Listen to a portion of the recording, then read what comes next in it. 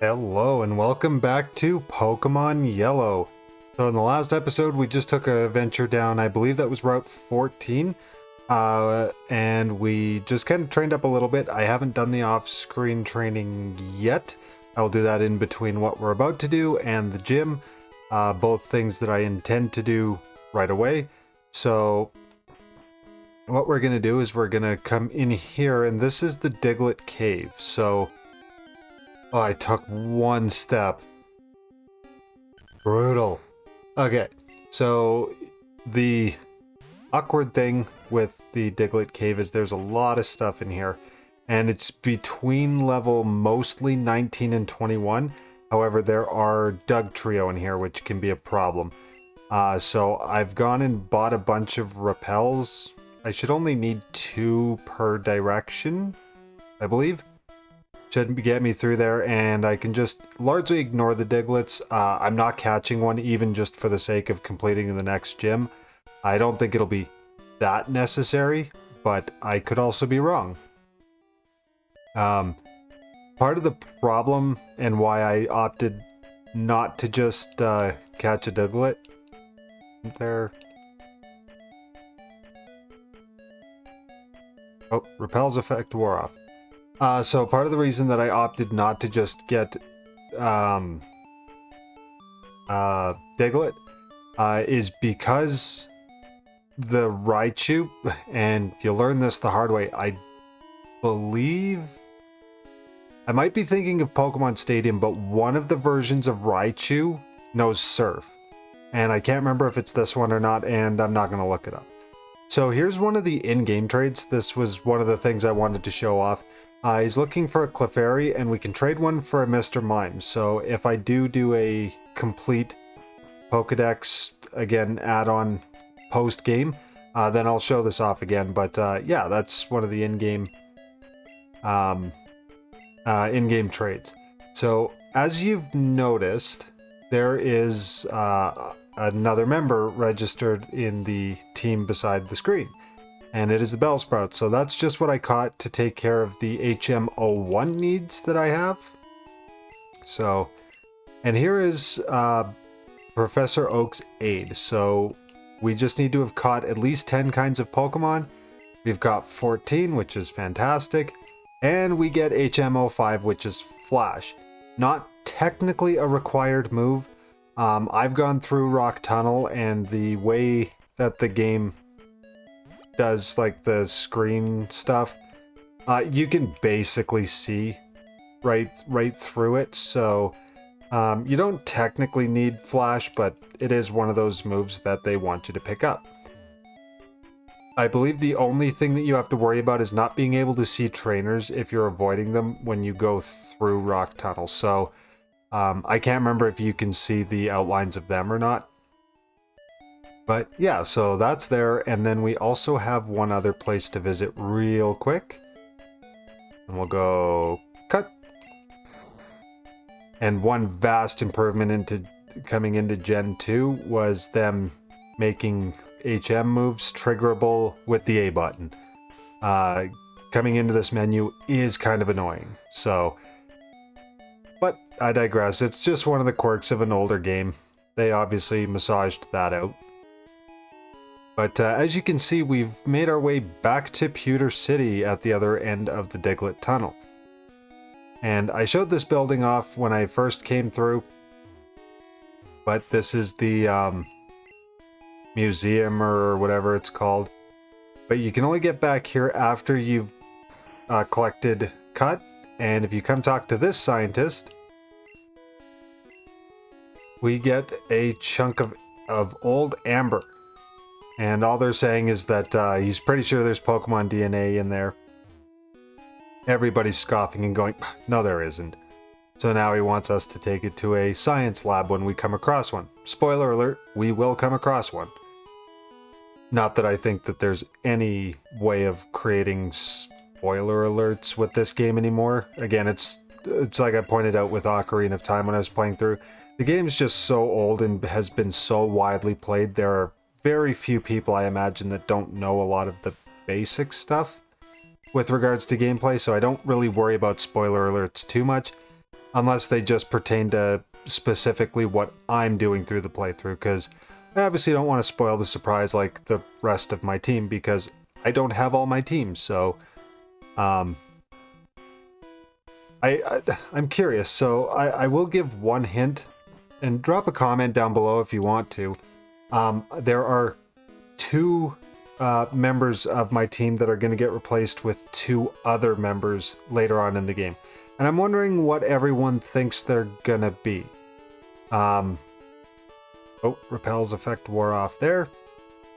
Because I think that'd be fun to see this early, what everyone thinks, which two team members are left to be added to my team and from who. Because so far, I've named all 6. I've given a hint that one is not staying, but I haven't said who's replacing it or what the other one is that's going to be replaced or with what. So yeah, drop that down below and let me know what you think. I'm obviously not going to spoil it, but I'm curious to see.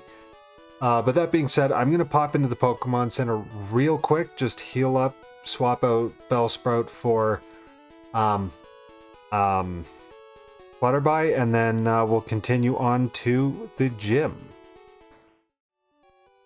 Okay, now that we are back and all leveled up and healed up, it occurred to me that Bellsprout I would still need in order to get into the gym. So what I've actually done is opted to go with Flutterby over Charmeleon, or Broiler, I guess. The reason for that is because the only real huge impact that Charmeleon would have would be if it gets an actual burn on Raichu, which would be quickly resolved by it just switching over to like a special attack, because it has a monstrously high special attack. Raichu will one-shot you if it does hit you if you're only level 25. Yeah, so I figured it just better to try and get the Stun Spore Paralyze. So yeah, this is the world's worst puzzle. Oh, I say as I got pretty good luck with it. So the idea is that you search through these trash cans to find the first electric lock, and then right beside it in any direction adjacent to it, one can away, will be the second one. So it's a little bit of luck, but also knowing that once you find it, it's one in one of the 2, 3, or 4 that are immediately beside it. So yeah, we're gonna go take on Surge, and calls us a pint-sized challenger. I remember in the anime that Lieutenant Surge was like 1 billion feet tall, which actually thinking back on it, like everybody in the anime would be just like kids and teenagers, so I'm pretty sure he's just like a legitimate adult and he just looks huge because Ash and company are all just teenagers and kids. Oh, that's not good. Nope, nope, nope, nope, nope, nope. Come on, come on. Ah. Oh, I don't know what to do there.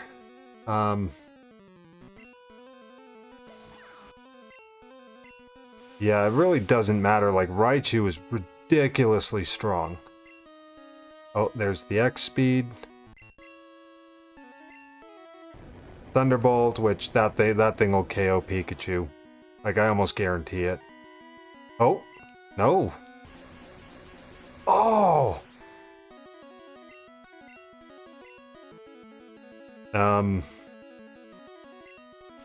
I guess that was fantastic, because with the X speed and all that now,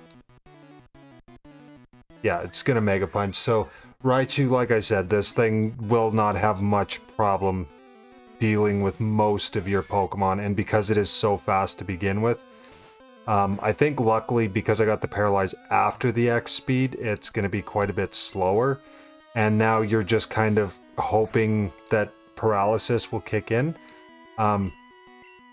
Oh, I think I got it. Yeah. Oh, that was so lucky. Oh man, I am so happy for that. That went way better than I had actually expected it to. I tried Thunder Wave because I wasn't sure if the mechanic had changed after Gen 1 or not, or if it was the same for all of them. In more recent generations, and it's why I brought Flutterby, was that in order to paralyze an electric type, you have to use something like Body Slam or Stun Spore or something like that, right? But I guess in Gen 1, even electric attacks will paralyze electric Pokemon, so that worked out a lot better than I thought, because I was sure once Flutterby went down, my plan was down the drain. So unfortunately, yeah, we had to lose Flutterby and Watt, but Kinger didn't even wind up getting touched, and that went really well. I'll take it all day long, because I didn't want to have to come back and redo that puzzle every time, and that would have just sucked. So what we're going to do is we are now going to cut, and we're actually going to go talk to this police officer that we've been ignoring the last couple episodes. So, oh, you have the Thunder Badge. Why, yes I do. Thank you for noticing. I must be a good trainer. Just caught a Squirtle that was always getting into mischief. Would you take care of it? Absolutely. So I've got Squirtle. This is where you get it. You can only get it after you have gotten the Thunder Badge. But yeah, again, I'm pretty sure most people will know that. But if you didn't, that's where you get Squirtle. In a normal playthrough, I would already have basically my entire team. If I had followed more of what they want you to do with it. But again, Venusaur and Blastoise are so cool, and I do adore them as Pokemon, but I just did not want to do that basic of a team. So unfortunately, Squirtle will sit in the box for the time being. Again, post-game note, if I do it, then I will show the evolutions and all that. But yeah, so that went really well. I'm actually really glad, because that stopped this episode from being ridiculously long. So I'm going to cut it here, because once we come back, then we'll be moving on to the next step of our adventure. And in the next episode, I promise I will show where to get Bulbasaur.